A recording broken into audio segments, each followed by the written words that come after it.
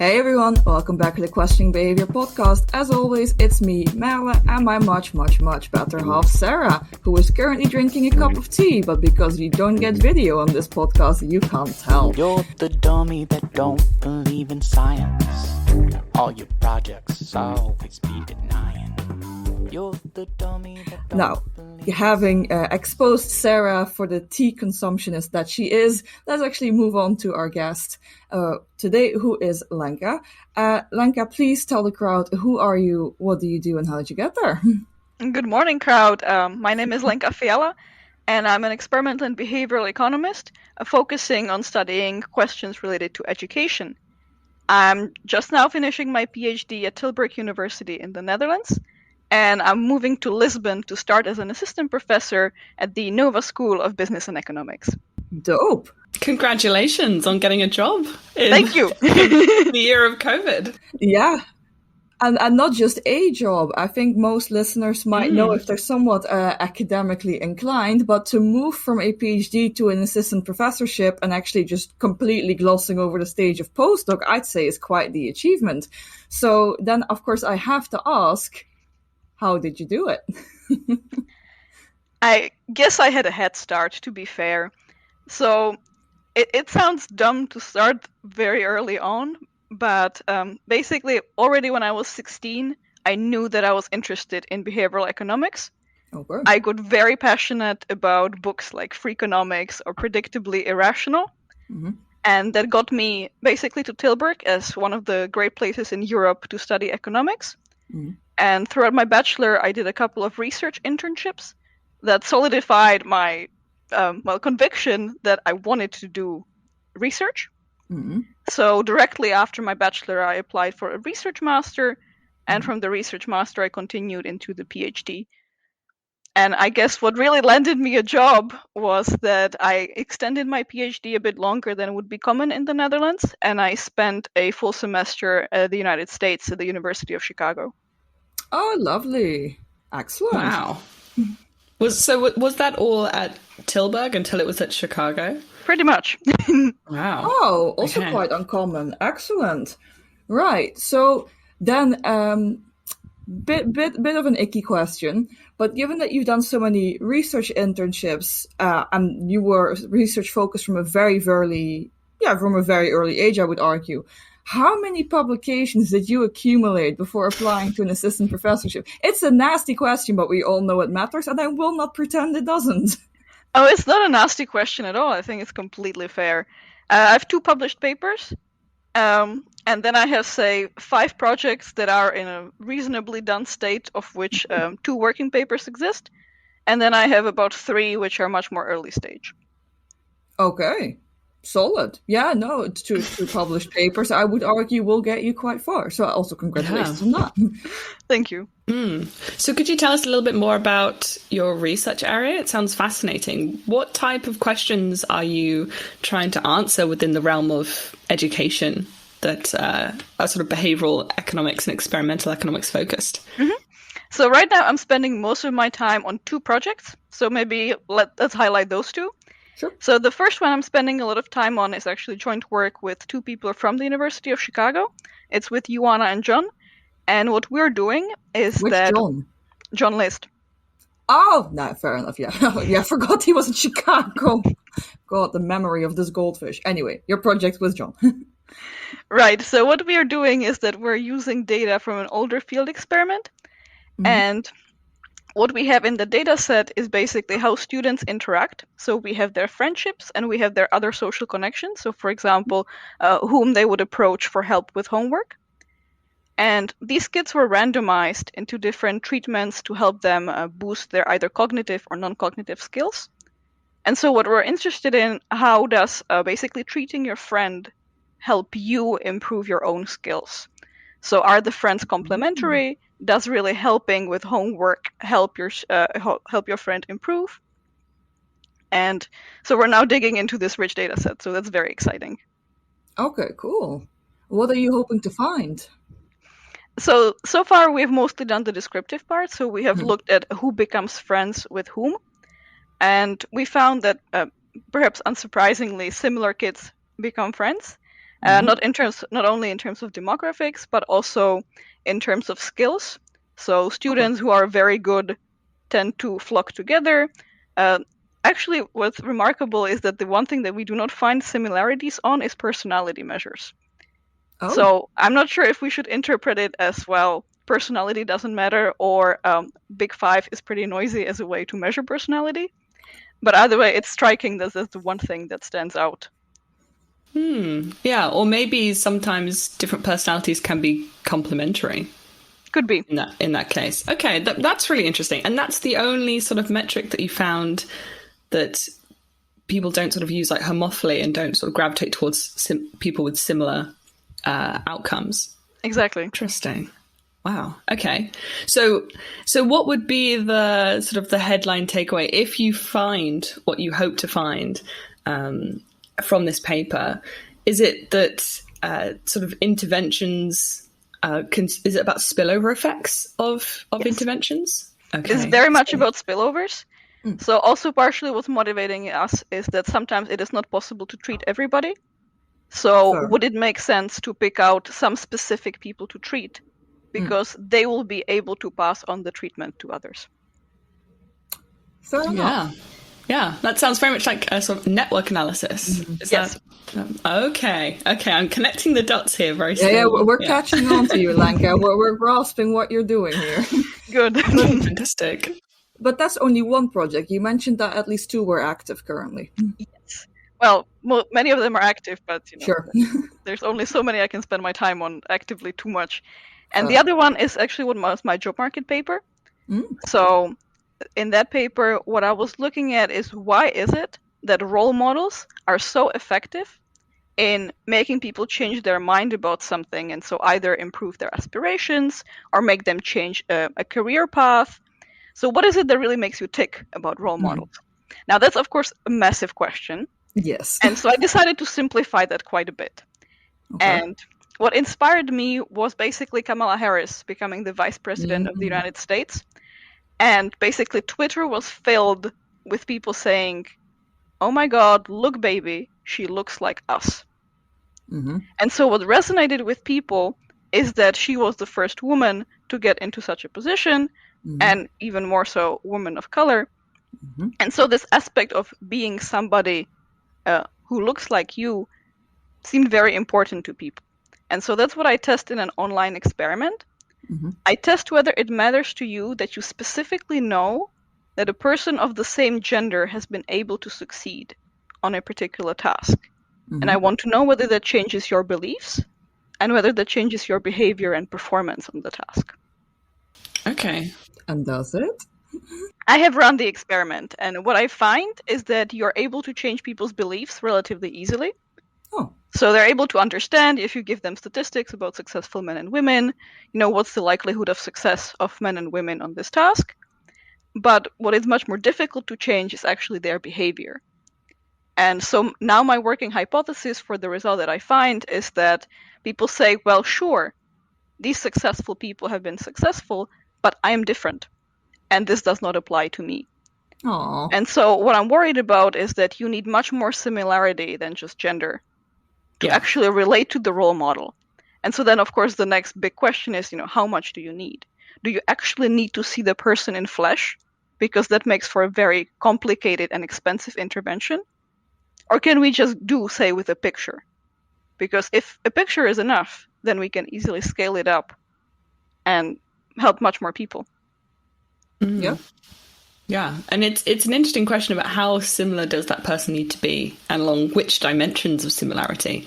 Because I imagine, for other people this might matter, but for me, if I know that someone has the same sort of star sign that I do, that sort of doesn't hold any weight to me, because it's not how I construct my identity. So have you got plans to sort of for future experiments to sort of explore this question? Absolutely.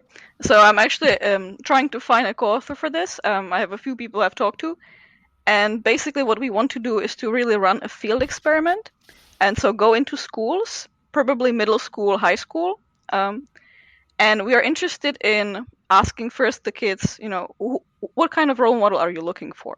Who should it be? Right? What kind of characteristics does this person need to have?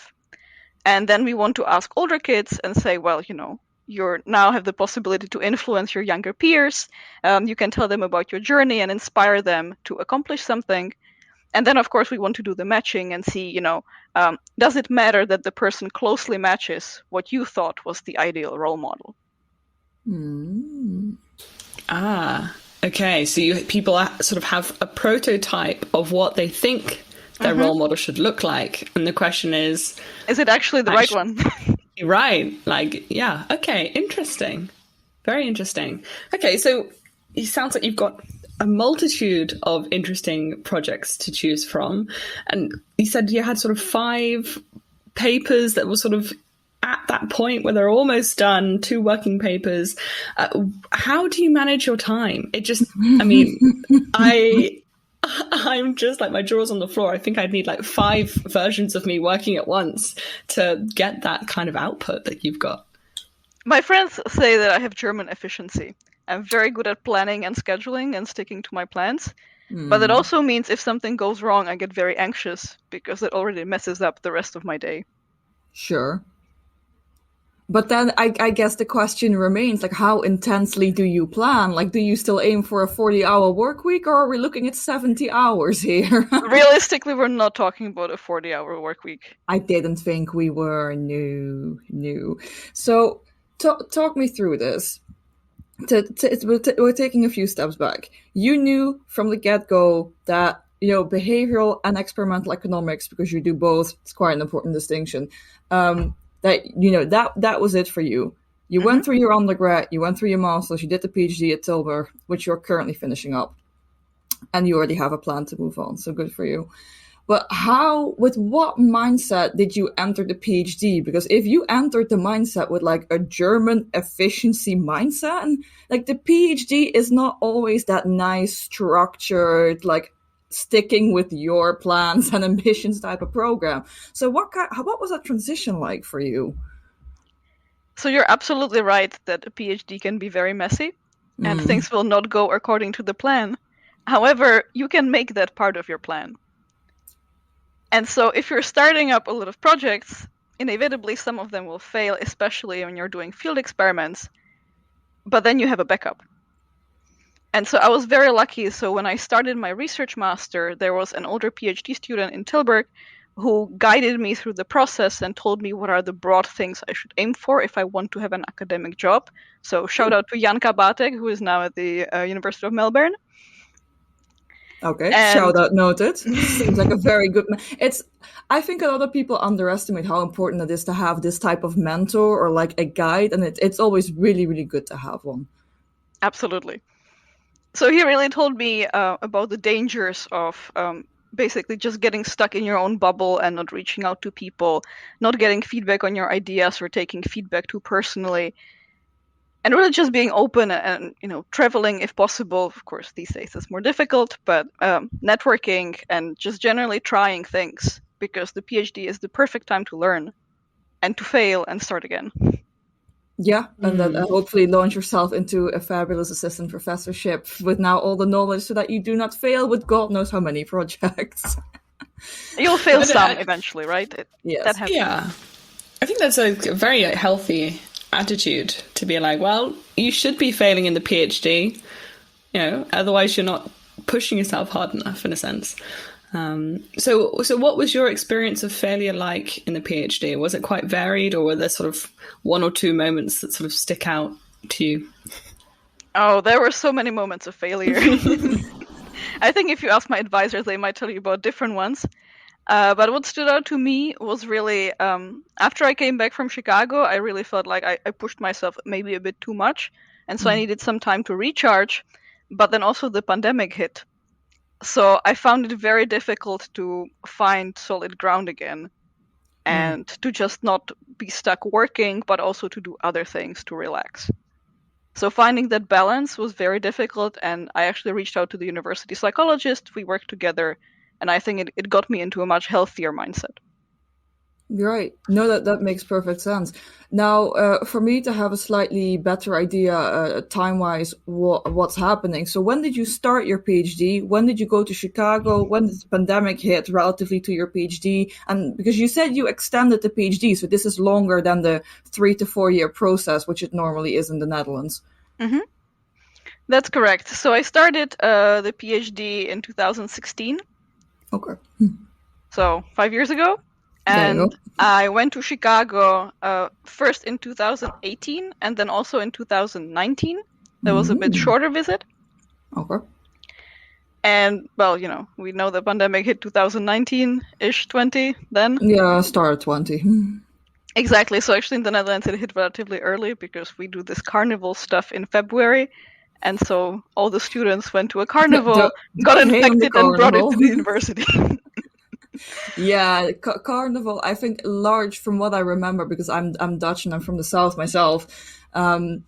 A lot of the events were not what they were supposed to be, but still too many of them happened. And yeah, COVID hit soon after, which was not very surprising because Carnival in the Netherlands is just loads of drunk people dressed up, losing all their inhibitions in very, very crowded spaces and areas. But that's a different conversation to be had. So another question then, because you extended your PhD, was it easy for you to extend your PhD, and what was your reasoning behind it? I was very lucky. So I didn't have to extend, but I wanted to extend because it was pretty clear to me that I needed a polished paper to go on the job market. Mhm. And so what Tilburg University actually offers is that there's a competition for a grant that basically funds an extra year of PhD. And so I Okay. applied and I won the grant. So that's why I was allowed to stay. Well, congratulations. That's excellent. Thank you. Yeah, no, you've got your shit covered. Like it's very strange because like I said, the PhD sometimes is just a very, very messy project. I call it a project. It's literally years of your life throughout, and it's just I've met quite a few people who like to plan and like they plan rigorously, and then within a PhD that sometimes still has absolutely no effect. So I'm glad to meet you and to see that in your case it did have a positive effect. It gives me hope. Gives me hope for everyone else. It's too late for me, but it gives me hope for everyone else. So because you are so organized and so planned, I'm genuinely curious to know, how did you get onto the job market? Because I have a feeling this was a very organized process in your case. Well, in this case, I have to say, do as I say, not as I do. I see. Because the universal advice would be start your job market paper early, get a lot of feedback, yada, yada, yada. So I actually only started my job market paper in the spring before the job market that happens in winter, which is terrible, terrible timing. I only ran the experiment in August, with first deadlines being in September, which is terrible. Pushing it a bit. God.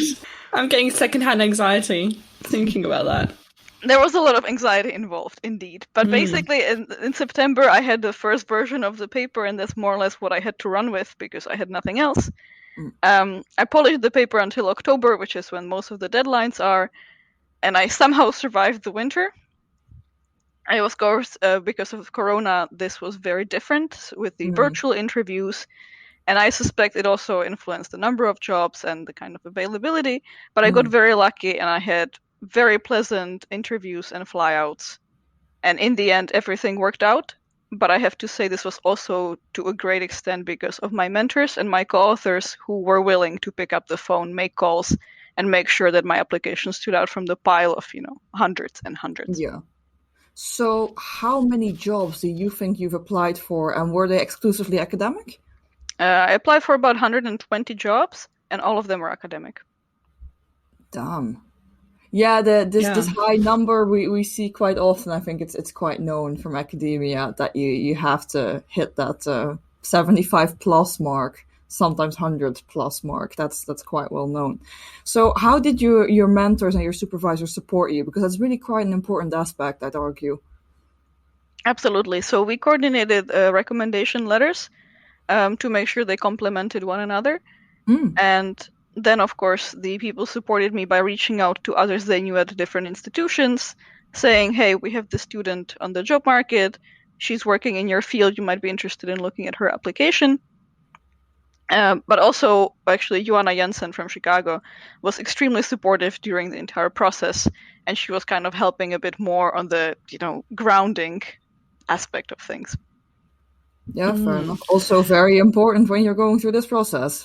Yes. I'd argue maybe, obviously, except for getting you a job, I'd argue that would probably be the second most important thing.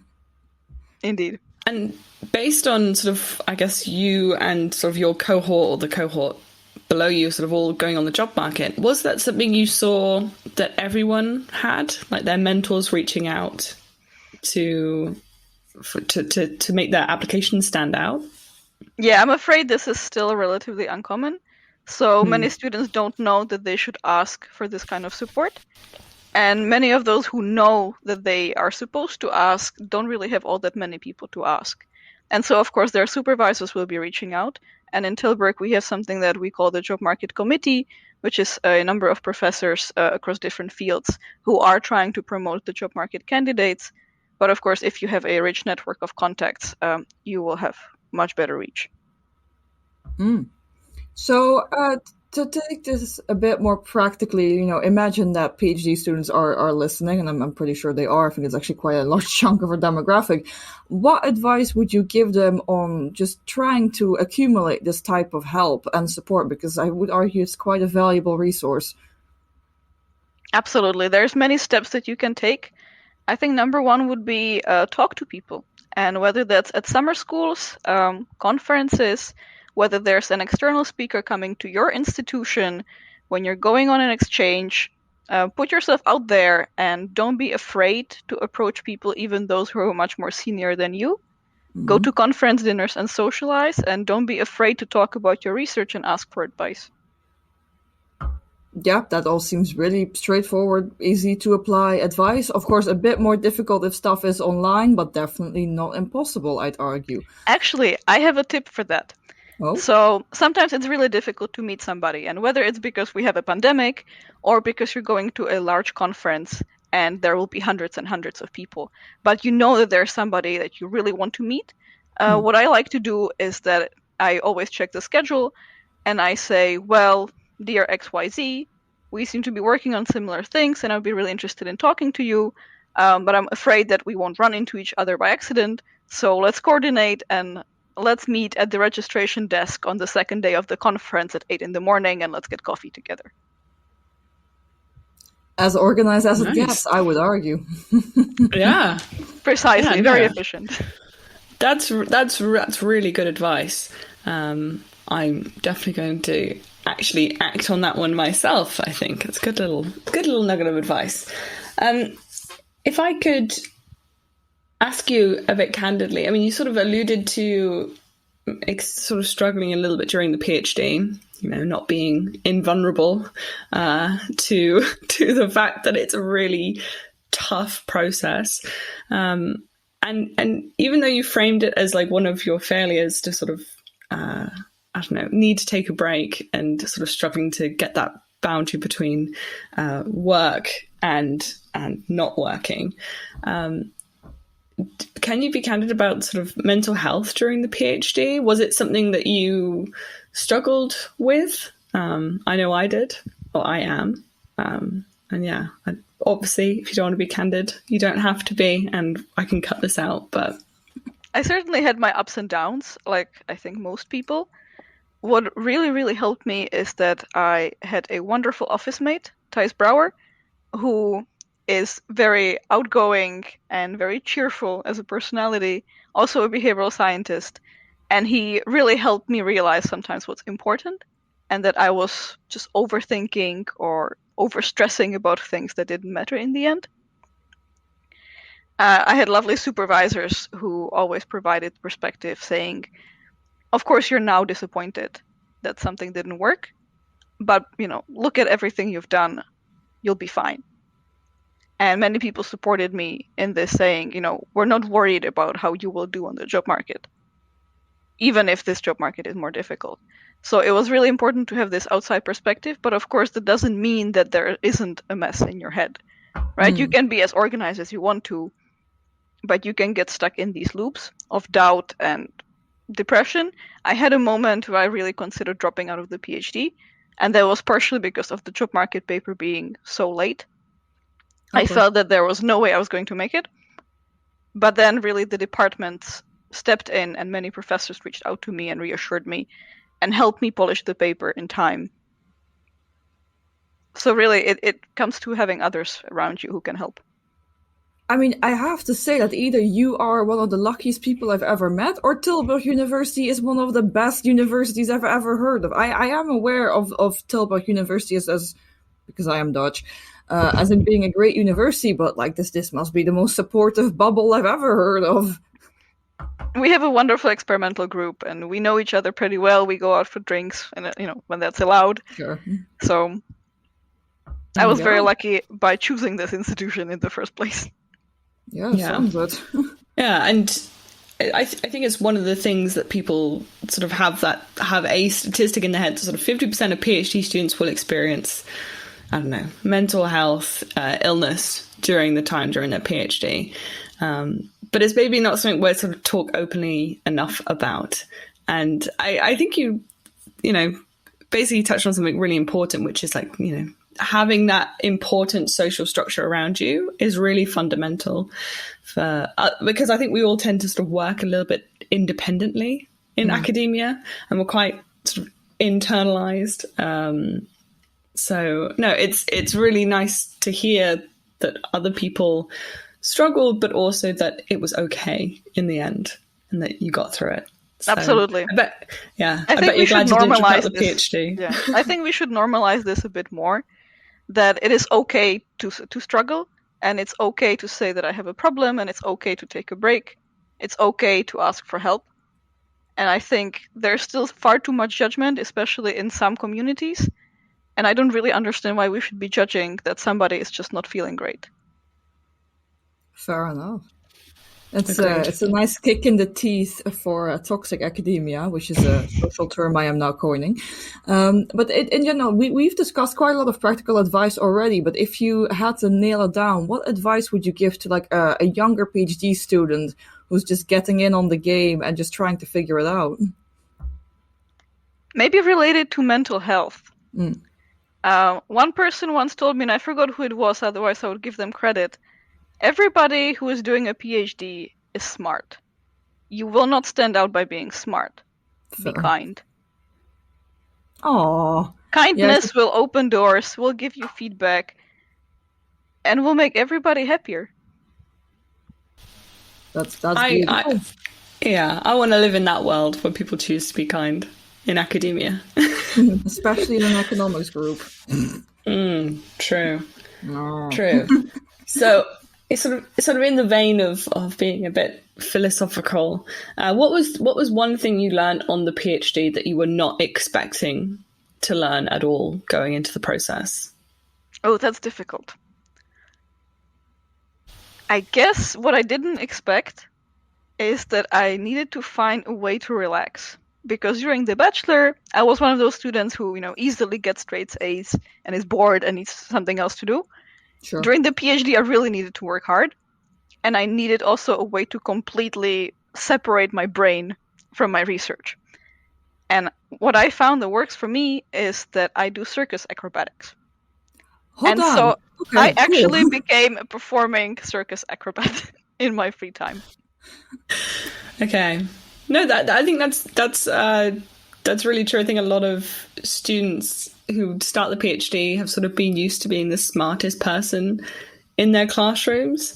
And when you reach this level and like there's no way you can be the smartest person in the room, and that's all you've constructed your identity around. Yeah, that can be a bit of a shock to the system. Exactly. Yeah. Good answer. I love the circus acrobatics. I haven't heard no one expects that, right? No one ever does. No, but no. So cool. So I mean, I guess from a stress and like more like a physiological aspect, it's early. I'm struggling. Is this something that you did specifically because it was exercise? Do you do this for fun? Is this more like a hobby thing, or like you said, you were performing? So this is quite a high level, no? That isn't just not just another pressure to be added on your like completely and utterly slightly overplanned schedule? I completely accept that it's also messing with my schedule, but I love it. And it started off just simply exercise, but I realized that compared to other forms of exercise like running, it's the one thing that forces me to stop thinking about research. Because if you go for a run in the forest, inevitably you can still be thinking about the paragraph that you're not happy about. Sure. If you're hanging 5 meters up in the air upside down, there's no way you can be thinking about research, because if you stop focusing, you'll fall down and break your neck. Okay. Yeah. So put yourself in more danger, and that's the only way you're going to stop thinking about research. Works for me. Yeah, no, I mean, move from the prefrontal cortex and its nonsense to your limbic system. I think it's completely fair. I mean, not the answer I would have chosen, but I'm risk averse as fuck. But I mean, no, cool, awesome. I guess that I'm curious. We've had a conversation. We've had a few with early career researchers before, and then some people they really have their 5-year plans, and some people are just like, as long as it's fun, I'm rolling with it. I'm just wildly assuming you're more of the first category. So then I'm curious to see, how do you see your career develop, or how do you want it to develop? Right. So I'm on a 6-year tenure track. So I guess that pretty much sets the plan. Also with the kind of publishing criteria of what I need to accomplish, also the teaching requirements, all those things.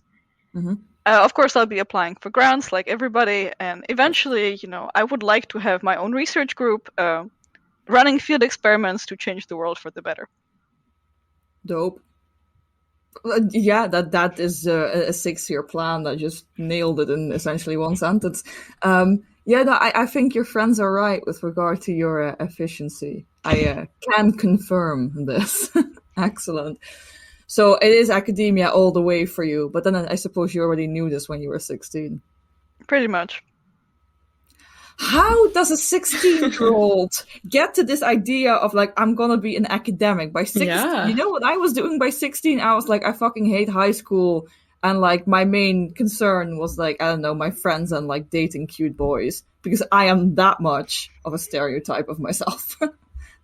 Oh, I was a terrible nerd at the age of 16, and a cute boy got me into academic debating. And as a debater, I started traveling, and I started figuring out how much I enjoyed, giving talks, essentially. And because I also enjoyed teaching very much, and I was a debate coach for many years, I realized that one way to combine teaching and being in front of people and showing off, and also combining that with experimental economics, it just felt like the only and natural choice. Which just happened at a very early age for you. I mean, excellent. This is the thing. I mean, the advice to succeed in life is plan and start early, and you've managed to do both. So, yeah. And follow the cute boy. Apparently, exactly. See, this is where it's at. I knew I had something at age 16. It's just that my cute boys weren't very academically gifted. Yeah, you have to go for the nerd. Yeah, you have to go for the nerds. There we go. Another life lesson from Lenka. Go for the nerds. If you're even interested in men to begin with, obviously. Yeah, exactly. Well, nerds are genderless. No, but we were exclusively talking about men. But so go for the nerds, true. Whatever gender they may be. Absolutely, exactly. So you've given us your plan for your professional future, but what about your research? If you're on the frontier of experimental and behavioral economics in education, what sort of questions would you love to be able to try and answer in the next sort of 5 to 10 years? I really want to know more about role models, right? Why are they so effective? What do we need? Who benefits the most from role models? Those are the questions that really make me tick. Again, a really, really efficient fucking answer. It's like, you are genuinely, I would like to point this out. From a podcast perspective, you are the ideal interviewee. Yeah, I think I've only managed to stump you with one question. Other questions just immediately roll off. So very prepared, very good at this. I can see why you'd be excellent in an interview. Oh yeah, definitely. For sure.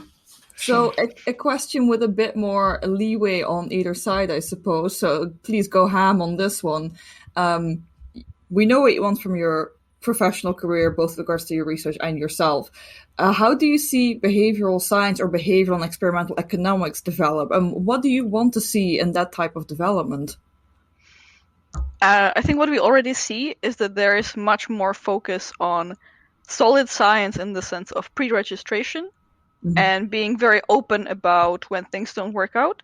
People trying to publish null results, and I very much welcome that, and I think it's really important to advance science by also publishing the null results, by being very clear about what is the research question that we're testing and how we're going to test it before we see the data. I think it's really important for transparency to publish data sets as much as possible, given privacy concerns. I think it's really important to share codes and make sure everything is replicable. And we already see a lot of initiatives, and there are many people working in this domain, and I would welcome also more meta-analyses and literature reviews so that we can put the knowledge together. And then it's much easier to see what the research frontier actually is and what the big questions that remain to be answered are. 10 out of 10, knocked it out the park once more. I am in awe.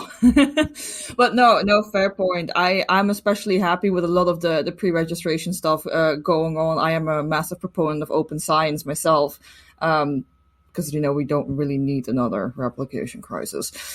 We can do without one. I suppose I then have, because you're literally just a wealth of information.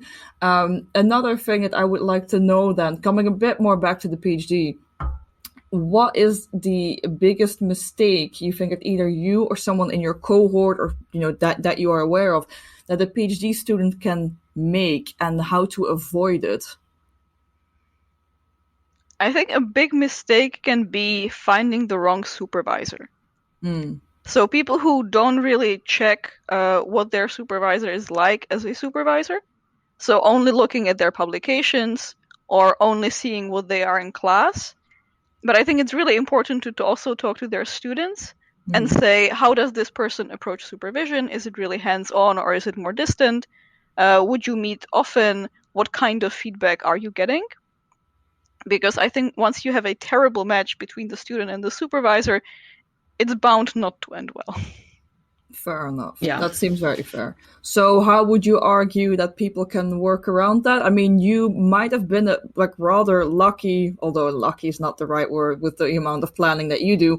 But you have had quite a chance to meet your supervisors because you've gone through the entire Tilburg University trajectory, if I can call it that way. Do you think that helped a lot? I think that definitely helped. So actually for one of my supervisors, I worked as a research assistant for a while, and that really made me sure that I also wanted to work with him. With the other one, I basically double-checked with his students what he was like. And the picture they painted was like, well, this is somebody who is very organized, gives a lot of and detailed feedback, and it is somebody who will push you. And that's exactly what I needed. That seems fair. Okay, well, yeah. I guess the all-around advice, do your bloody research. And that seems fair advice to me. Yeah, no, it's. I think it's a really important, the match between supervisor and supervisee. And I've seen what happens when that can go wrong. And it often ends up in something needs to change, something has to give. So really important advice. I mean, I think my last question that I have for you, because I'm interested in essentially how people define success for themselves. So for you now, you're going into your job at Nova, sort of leaving the PhD or wrapping things up here. How do you define success for yourself now? And is that different to when you started the PhD and how you defined what being successful was?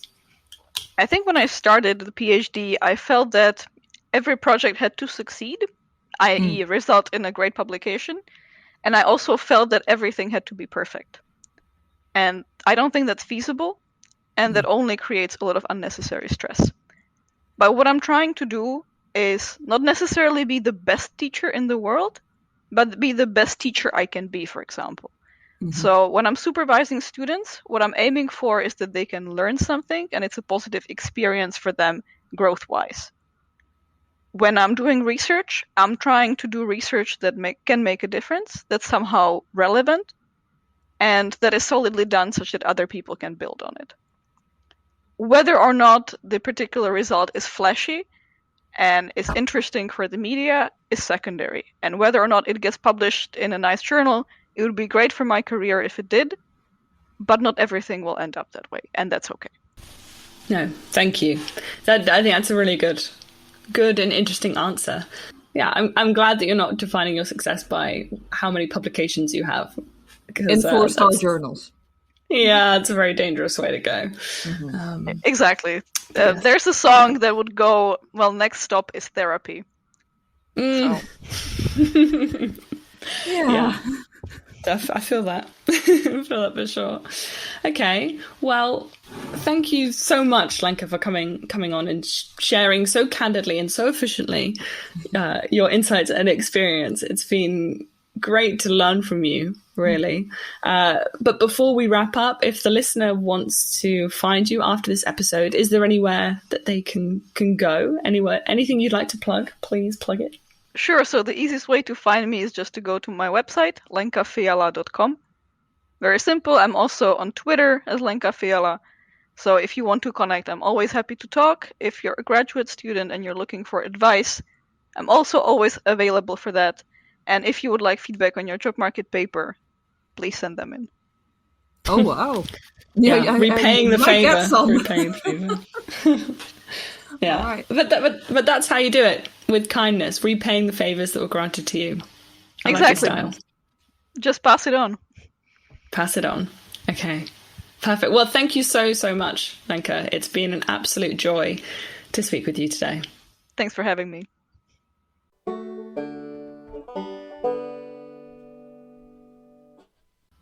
Well, that was our fantastic conversation with Lenka as part of our series on talking to early career researchers about their experiences in behavioral science, and what an episode for German efficiency and smashing those academic goals, can I just say.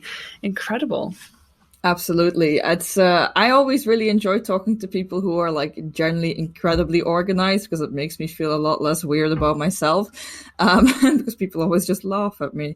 But no, I love this type of efficiency, this type of planning, but also being very honest with the amount of work that she's done and the amount of projects that she has live, if you will, and in different stages of completion, that she doesn't work a 40-hour work week. And to be quite honest, I think a lot of people should realize that about the PhD. I'm not saying that it should be normalized, that we work a lot more than a regular job, but it's also just, if you're trying to work 40 hours per week, you're just not going to be able to reach this level of achievement. And I think it's up to the person how they want to play those trade-offs, because the PhD in and of itself is flexible enough, technically speaking, to do 40 hours, and it's flexible enough to do 60 to 70 if you so desire. I'm not saying that that's healthy, and I'm glad we did talk about mental health and being able to switch off and actually relaxing, because it is actually really important to recharge. But at least it's a very honest conversation about, certain like levels of achievement. They don't come from 40 hours per week, which is just the truth. I guess it just depends what you want to get out of the PhD. I mean, I think we all know that going into academia is incredibly competitive, just because the amount of jobs available versus how many qualified people there are, it doesn't match up, right? So if you do know that you want to go into academia, then I think you need to be prepared to work more than 40 hours. But to actually complete the PhD, if you have good time management skills, you can work a 40-hour work week and get a PhD. I think you can. You won't have five projects in the pipeline, and you might not have any papers that are published. But if you just want to get your PhD and move on to something else, then you can do that. I think that's the beauty of the thing, is that you've got to make it work for you. No, absolutely. But this is the thing, right? So if you know how competitive this market is, and let's be honest, I think Lenka was very well prepared, also because she has, as she alluded to, she had great supervisors, a great cohort, and she had a mentor, which do not underestimate the value of a good mentor. If I can give any advice to any PhD student, I think first of all is like do a fuck ton of research on your supervisors. And I do mean a metric fuck ton. And just in general, find yourself a mentor, and that doesn't necessarily have to be your supervisor, and maybe it's better if it isn't your supervisor, just so you get a wider range of perspectives and experiences, and take it from there. I feel like she was very well prepared, and I think she was in an excellent position. But as you said, there are different levels of achievement that people can aim for. She clearly aimed very high. She clearly put in the work, and that work is of a different level than putting in 40 hours a week. And we've just established she's great with time management. So it kind of depends what you want from the PhD, which is a question every person has to ask themselves and take it from there. Just make sure that what you want from the PhD is what you want from the PhD, and not some type of external image that you're trying to put on yourself, which by no means is going to fit you as a person, because that is a very dangerous attitude. Yeah. I mean, I'm just excited that, Lenka's a future professor, because I think she leads with kindness, and her research is obviously high caliber, high quality, super interesting stuff. So it just proves that you can be both. You can be kind and successful. You don't need to cut the throats of people around you or make other people feel like shit in order to succeed in this business. And let's do more of that, please. Do more absolutely. of the kindness, less of the cutting throats. That would be great. Thank you. Oh, exactly. I think just in general, as Lenka's career is progressing, as she presented herself to us in this episode, in this interview, I think she will make for exactly the type of academic who will propel others forward. And I think she will actually, throughout her career, make for an excellent mentor and an excellent supervisor. And I think that's the highest compliment I can really actually give someone currently. So I wish her all the best. I'm very excited to keep my eye on her and see where she goes. But I think this will be excellent, and I'm excited. Well, there you go. Guys, I think in general, that is it for today's episode. As always, everything with regards to Lenka will be linked down below, so you can follow her on whichever social media you prefer. And if you are an early career researcher, or if you're an early PhD student, I genuinely would really recommend following her. She's got her eyes on the prize, she's on the ball, she's in the game, or whatever expression you want to use. But definitely someone that is paving the way in academia, so we're all for it. Guys, as always, we hope you thought this episode was entertaining, thought-provoking, informative, or, maybe even educational. There was a lot of practical tips given by Lenka, and as always, we hope you have a great week, and we hope to see you again next week. You're the dummy that don't believe in science. All your projects always be denying. You're the one I love, you're the one I wanna give to.